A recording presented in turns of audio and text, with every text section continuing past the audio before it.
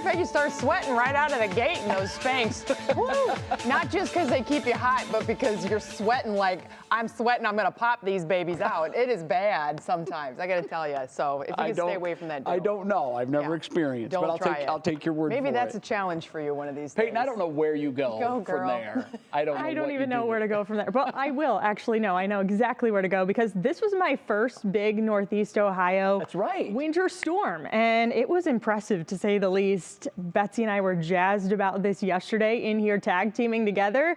And we're going to talk about some snowfall reports real quick because I think it's just interesting to see. And we have told you time and time again as the system was continuing to track a little bit closer to us that this was going to be an east to west kind of story. And the picture is definitely painted in these totals because as you take a look farther west, parts of Erie County only picked up about 3 to 5 inches. And then you look out a little bit farther east, parts of the snowbelt here, Ashtabula County, some spots over 25 inches of snowfall. But the contrast between just that county alone, you're seeing some folks only picked up 11 inches, while some obviously picked up over 2 feet of snowfall. So there's a difference here, but some of us got a whole lot more snowfall than others. And the big snow is done and over with, but we will still see some lingering lake effect snow here. Drifting and blowing snow also going to be something that we're concerned about here as we head through the evening and even early tomorrow morning. And then temperatures take a tumble as we head through the middle of the work week. Even as we approach Thursday, that's when they really fall. But this system, it's now someone else's problem.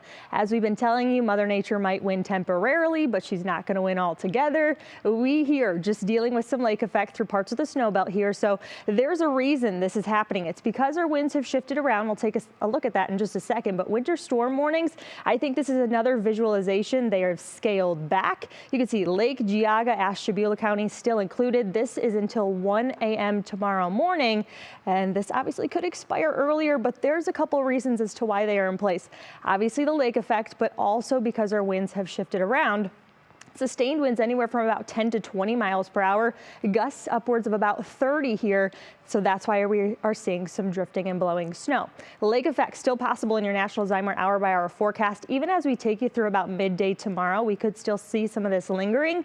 And then Wednesday, a different beast moves into the picture. That is going to be some mixing, and behind that much, much cooler air, things are going to get a little frigid here. But in your Union Home Mortgage extended forecast, it obviously outlines this bigger picture here. We're going to be closer to 40 come Wednesday, and then the upper teens for Thursday. So kind of a whirlwind of two situations here, but then we hover in the 20s, a little extra sunshine come Friday, but we're back with more after the break.